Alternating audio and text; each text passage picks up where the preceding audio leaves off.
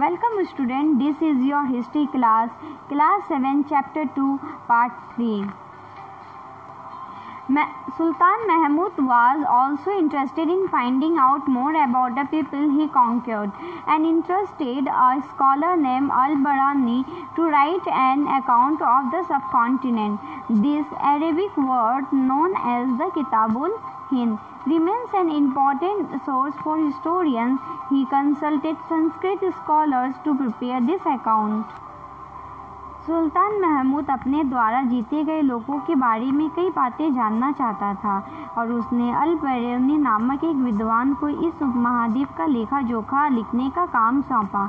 अरबी में लिखी गई उसकी कृति किताब अल-हिंद आज भी इतिहासकारों के लिए एक महत्वपूर्ण स्रोत है। अल-बरानी ने इसे तैयार करने के लिए संस्कृत के विद्वानों से परामर्श किया। Other kings who engaged in warfare included the Chahamanas, later known as Chauhans, who ruled over the region around Delhi and Ajmer. They attempted to expand their control to the east and west, where they were opposed by Chalukyas of Gujarat and Gahadwalas of western Uttar Pradesh. The best known Chahamana ruler was Prithvi Raja III, who defeated an Afghan ruler named Sultan Muhammad Ghori in 1191 but lost to him the very next year in 1192. युद्ध करने वाले दूसरे राजाओं में चाहमान भी थे, जो बाद में चौहान के रूप में जाने गए। वे दिल्ली और अजमेर के आसपास के क्षेत्र पर शासन करते थे। उन्होंने पश्चिम और पूर्व की ओर अपने नियंत्रण क्षेत्र का विस्तार करना चाहा, जहां उन्हें गुजरात के चालुक्यों और पश्चिमी उत्तर प्रदेश के गहरवालों से टक्कर लेनी पड़ी। चाहमानों का सबसे प्रसिद्ध शासक था पृथ्वी राजा तृतीय, जिसने सुल्तान मोहम्मद गौरी नामक अफगान शासक को 1191 में हराया। 1191 में हराया, लेकिन दूसरे ही साल 1192 में उसके हाथों हार गया। From Urayur to Tanjavur. How did the Cholas rise to power? A Mira chiefly family known as Muttiyar held power in the Kaveri Delta. They were subordinate to the Pallava king of Kanchipuram, Vijayalaya, who belonged to the ancient chiefly family of the Cholas from Urayur, captured the delta from the Muttiyar in the middle of the 9th century. He built a town of Thanjavur and a temple for goddess Nishumbha Shudhini there. उरियार से तंजूबुर तक चोल वंश सत्ता में कैसे आए? Kaveri delta में मुट्टिया नाम से प्रसिद्ध एक छोटे से मुखिया परिवार की सत्ता थी। वे कांचीपुरम के पल्लव राजाओं के महान थे।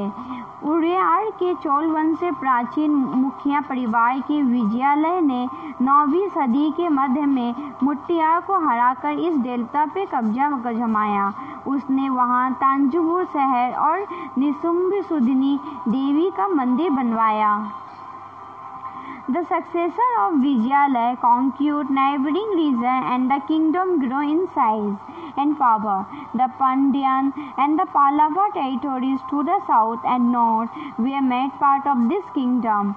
Raja I, considered the most powerful Chola ruler, became king in 985 and expanded control over most of these areas.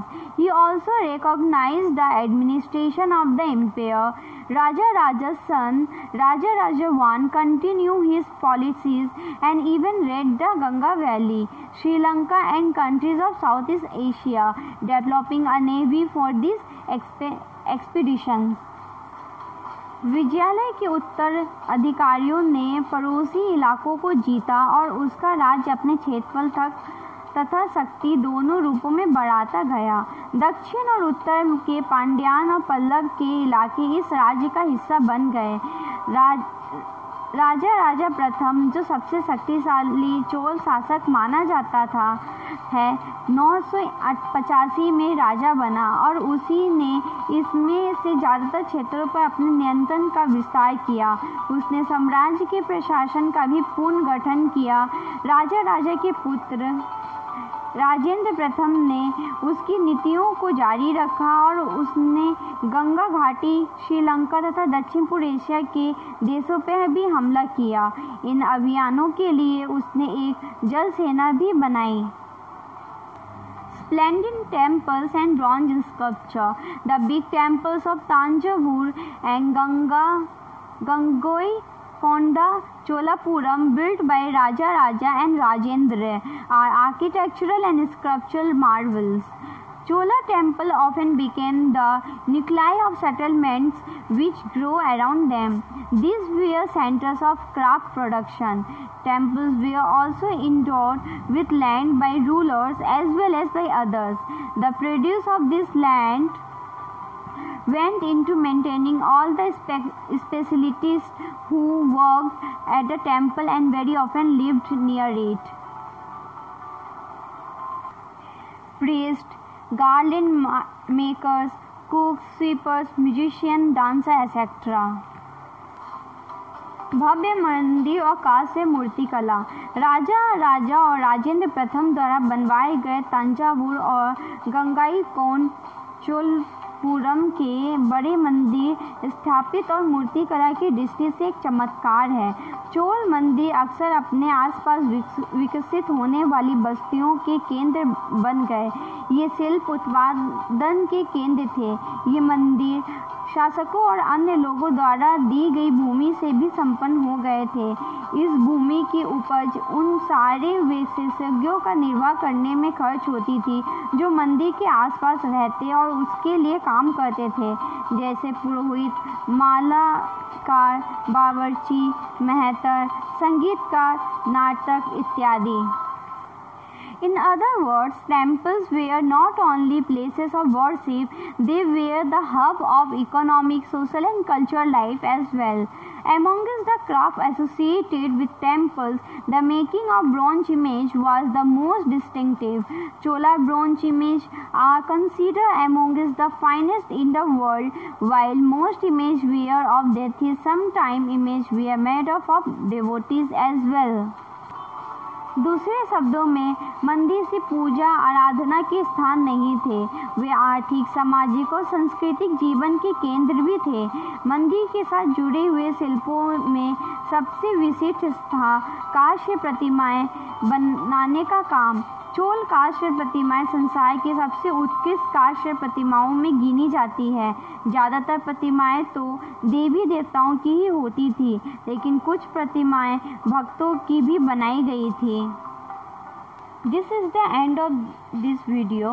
We will continue this chapter in next video. If you have any doubt, please let us know.